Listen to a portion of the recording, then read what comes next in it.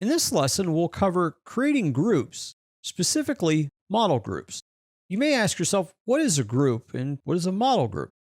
Well, a group in Revit is a way to combine elements together so they remain as one entity or move as one entity. For example, on my screen, I have 4 diffusers. Those are the squares with the X's in them. And I want to make them all one or move as one entity. I can create a group of them. Right now, they're all individual. So if you click one, it moves independently. And just to illustrate that, if I click on it, I see I can move this one and it has no bearing on the other ones. Now, a model group is a group made of model items, such as these diffusers. You also have detail groups. And a detail group is a group of detail items such as text or tags, like door tags or window tags. In this example, though, we're going to make a model group.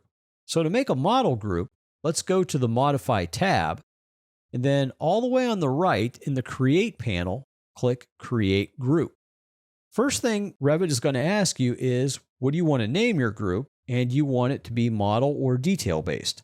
Well, I'm going to leave mine called Group 1, and I'm going to have it selected as Model Based Group. Click OK. Now the Group Editing toolbar appears, and we need to add elements to the group. So click Add. Now to add elements to the group, I just have to select the elements that I want to be in this group. So I'm going to go ahead and pick on each of the 4 diffusers. With all 4 selected, click Finish.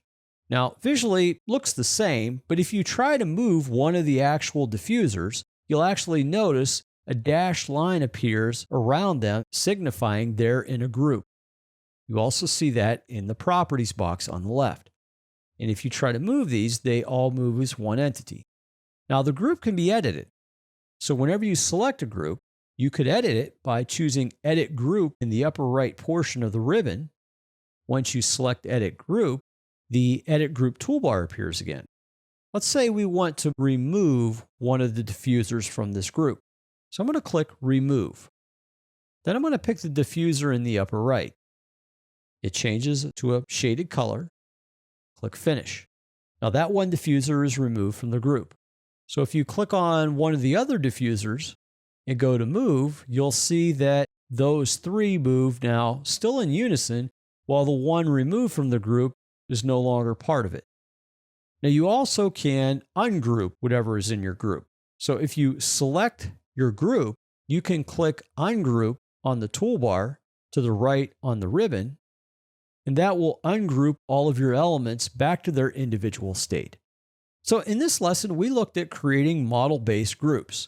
Model-based groups being anything that is in your Revit model, such as diffusers or walls or doors.